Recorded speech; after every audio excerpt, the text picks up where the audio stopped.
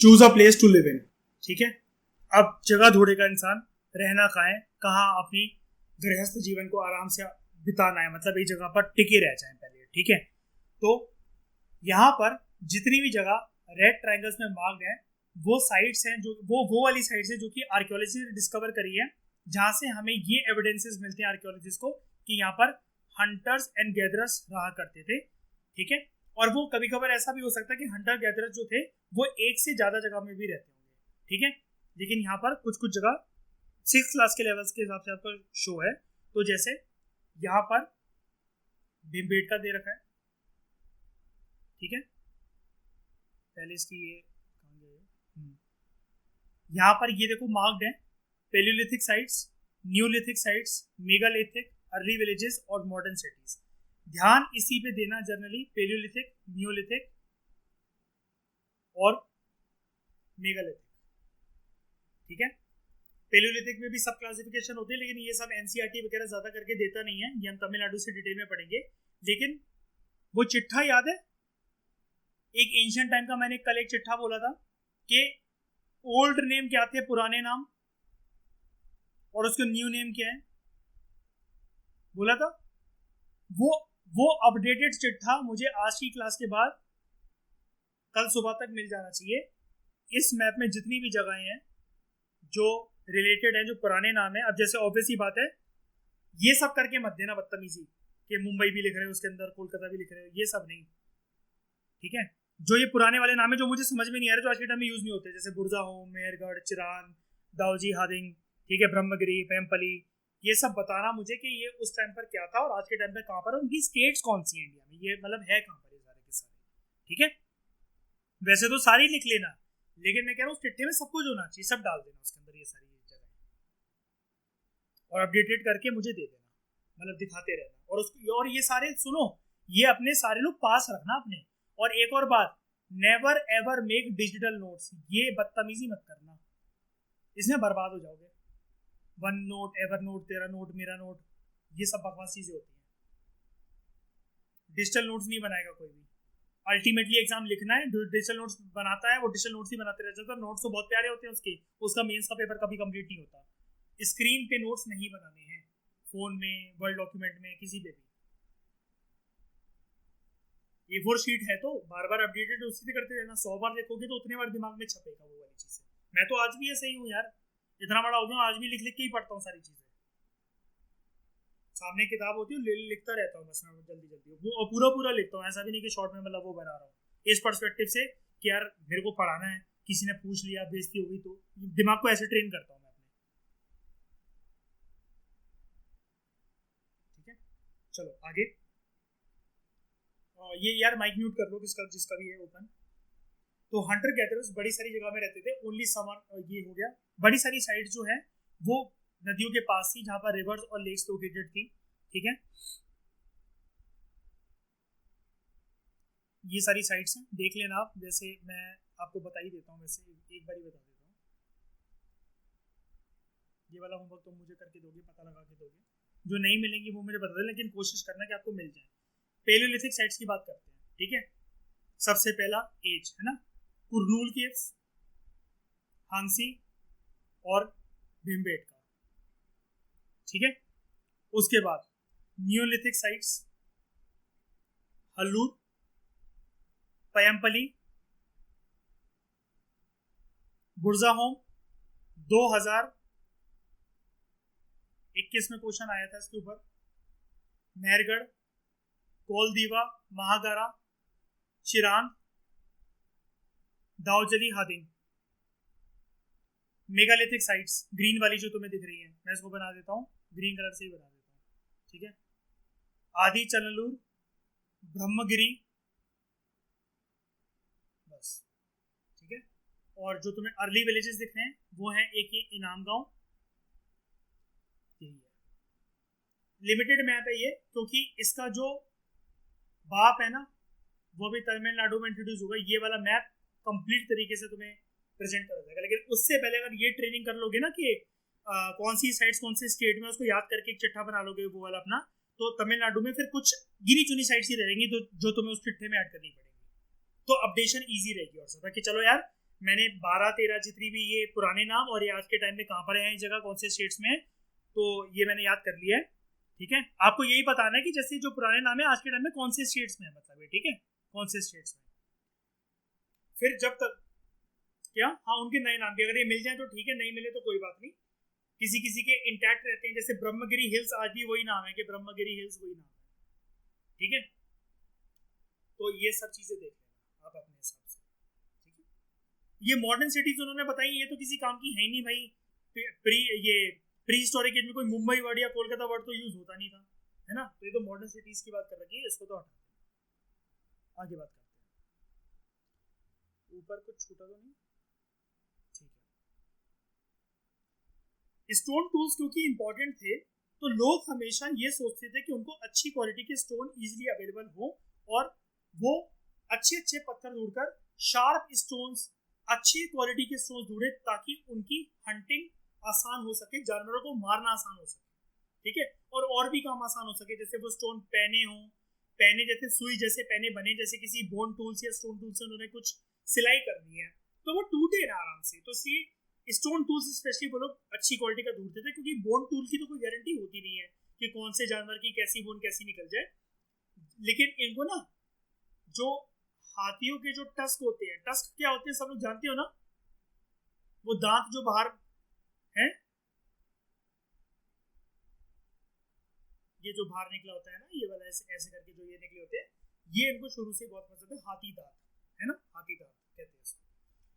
तो भिम्बेटका कहाँ पर है, मध्य प्रदेश के अंदर है। बहुत तुच्छ सा क्वेश्चन है ये, तो आपको ये एग्जाम नहीं पूछता ना एसएससी ना कुछ भी करके, क्योंकि ये तो सब लोग एक्सपेक्ट करते हैं कि आपको पता होगा। ठीक है, लेकिन फिर भी याद कर लेना, क्योंकि कभी कभार क्या होता है कि मैच द फॉलोइंग के अंदर भिम्बेटका आता है, सामने मध्य प्रदेश वगैरह दे रखा होता है, तो एक हेल्प हो जाती है उससे, क्या चलो यार एक चीज में तो श्योर शॉट है, कम से कम एक ऑप्शन तो एलिमिनेट कर पा रहा हूँ ना मैं, या कर पा रही हूँ ना, बस ये वाली चीज।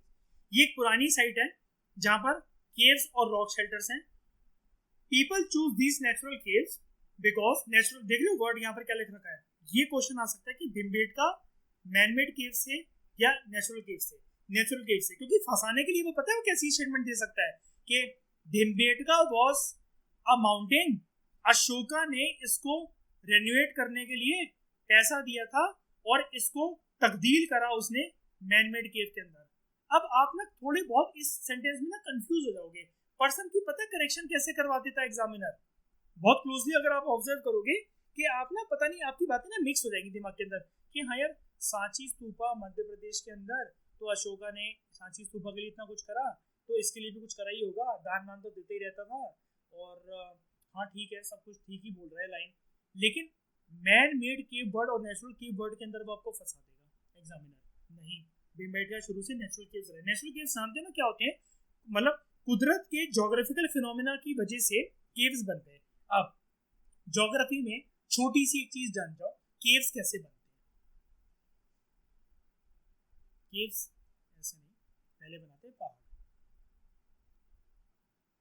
ये होता है एक पहाड़,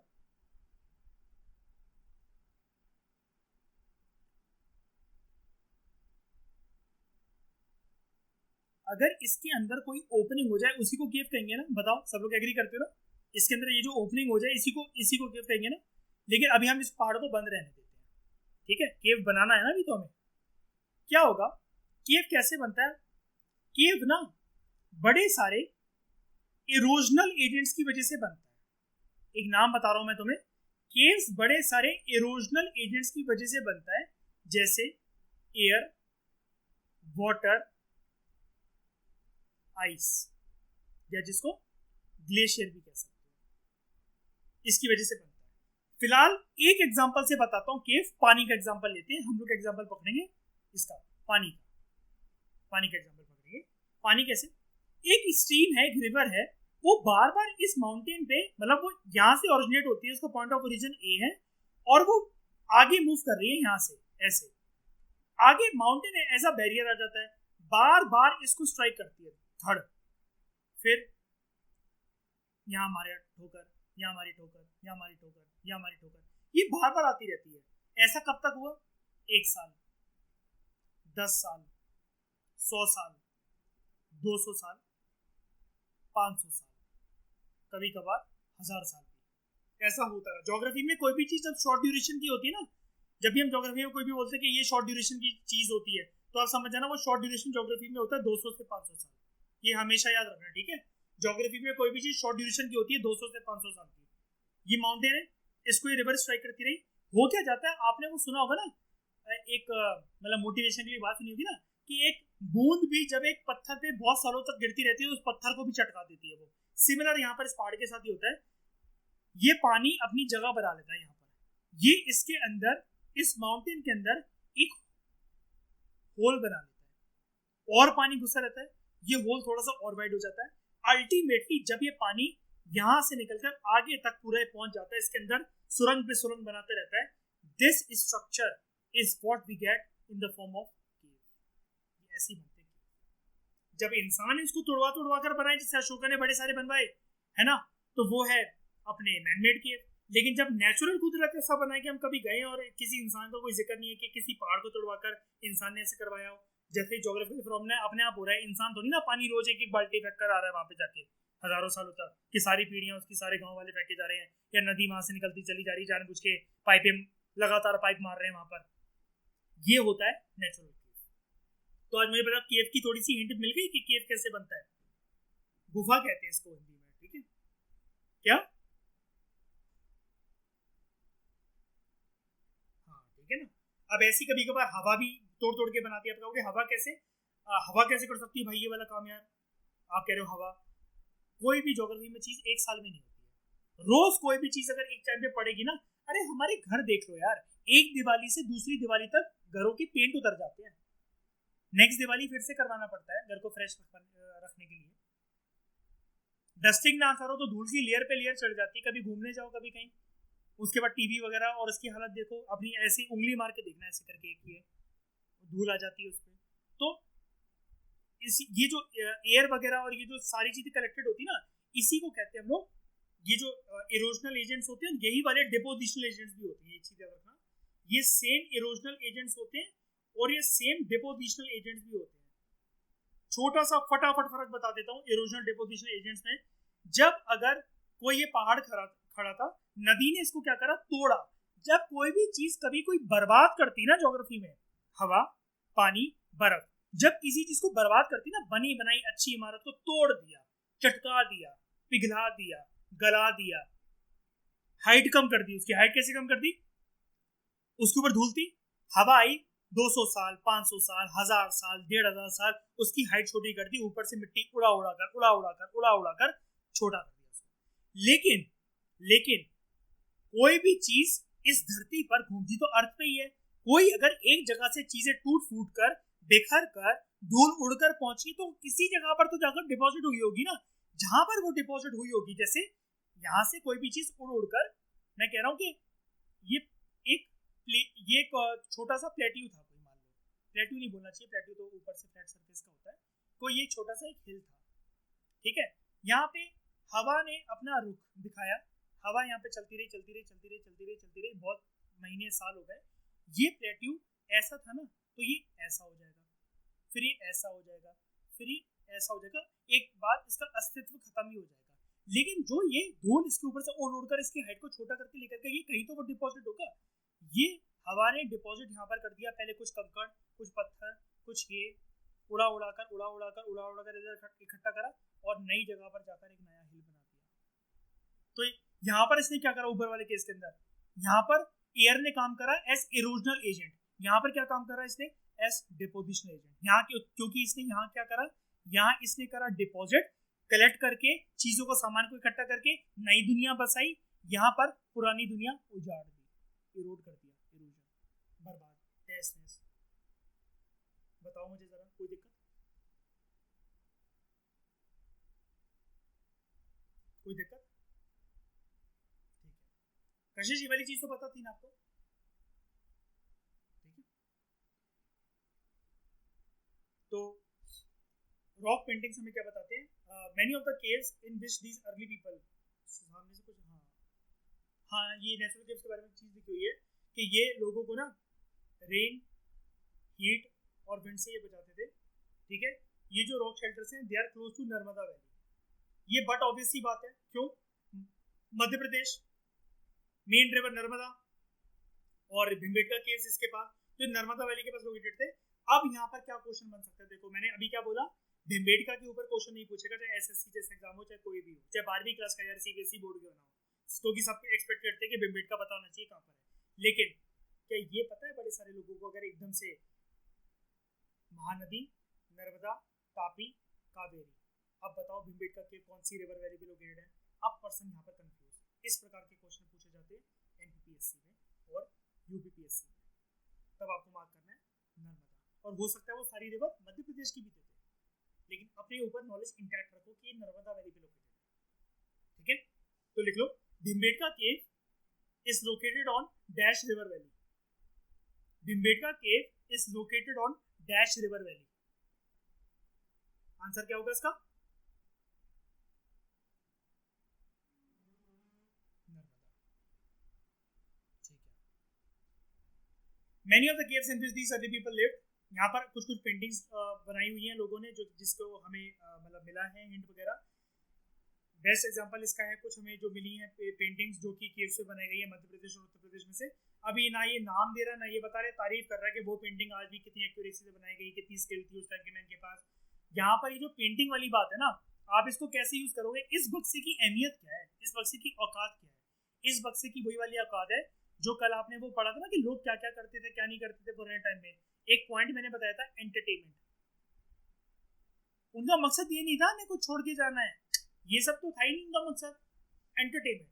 अब एंटरटेनमेंट की वजह से आज हम चीजों को बहुत ज्यादा अच्छा मान रहे हैं ना भाई। सबसे गंदा प्रोफेशन मुझे लगता है आर्कियोलॉजिस्ट का। दिन भर खोदते गाड़ते फिरते 500 साल पुराने इंसान के बारे में, औरतों के बारे में ढूंढते रहो। खुशी हो गई भाई उनके जेवर गहने मटके जले हुए तिनके, मतलब भिखमंगों वाली जिंदगी होती है आर्कियोलॉजिस्ट की। ठीक है, क्यों पढ़ूं भाई मैं किसी के बारे में? उसकी लाश गड़ी हुई है तो क्यों निकालने जाऊं मैं उसको? कल को उसके हाथ में चिपक गई मेरे ऊपर तो विक्रम बेताल बन जाऊंगा मैं तो। सबसे घटिया प्रोफेशन लगता है मुझे आर्कियोलॉजिस्ट और हिस्ट्री डिपार्टमेंट। भगवान ना करे भाई मुझे ये वाला मिनिस्ट्री मिल जाए। लेकिन इनके लिए ना, ये जैसे एनसीईआरटी पोर्ट्रे करता है ना, ये इनकी बहुत बड़ी टीम होती है। जैसे इसमें ना एनसीईआरटी ना बहुत आईएएस ऑफिसर लेवल के लोग और बहुत हाई नॉलेज लेवल लिखने वाले लोग बनाते हैं कि मतलब वो करके तो अपने हिसाब से कुछ कुछ क्यूरियोसिटी कैसी बहुत डाल देते हैं। लेकिन हम इसको यूज करेंगे एंटरटेनमेंट का। अगर कोई पॉइंट लिखना हो कि लोग क्या करते थे पुराने टाइम में, तो एंटरटेनमेंट के तौर पर वो करते थे पेंटिंग। लेकिन भीमबेटका की स्टोरी यहीं कवर नहीं हो जाती है। जैसे एमपीपीएससी जब शुरू में पढ़ाऊंगा उसके अंदर भीमबेटका की जितनी नॉलेज आएगी ना आपको, वो यूपीएससी में भी नहीं मिलेगी, लेकिन उससे यूपीएससी का क्वेश्चन सॉल्व हो जाएगा आपका। उसके बाद अब ये जो बात कर रहा है कि ये भीमबेटका साइट है, या फिर इसने ऊपर वाले मैप पे बोला ये palaeolithic sites, neolithic sites, megalithic sites, ये साइट्स क्या होता है? ठीक है, तो लिख लो what are sites, give examples. लिखो question, what are sites, give examples. ये छोटी छोटी चीजें हैं लेकिन डेफिनेशन इंपॉर्टेंट है। What are sites, give examples.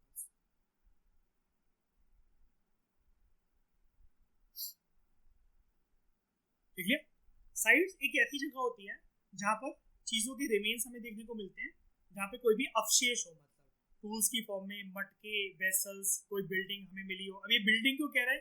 क्योंकि मोस्ट पर्टिकुलरली साइट वर्ड ज्यादातर जो आपको देखिएगा दे आर हड़प्पन साइट्स। वहां बनी है अच्छी खासी बिल्डिंग। जैसे आपने एक वर्ड सुना होगा सिटाडेल, है ना, ग्रेट बाथ,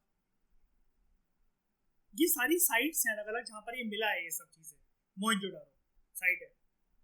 ठीक है, हड़प्पा की सबसे इंपॉर्टेंट साइट मोहनजोदारो, तो ये चीज याद रखना। उसके बाद these may be these were made, used and left behind by people।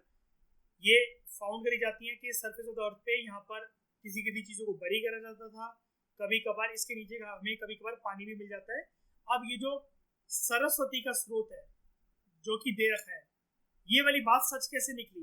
Vedic text में गिवन था, आर्कियोलॉजिस्ट ने अपनी खुदाई शुरू करी, ठीक है, और ट्रेस मिल गया कि हाँ भाई इसके ट्रेसेस हैं कि नदी खत्म हो गई अपने रास्ते से जहाँ से चलती थी, इसका फ्लो इतना ज्यादा नहीं था।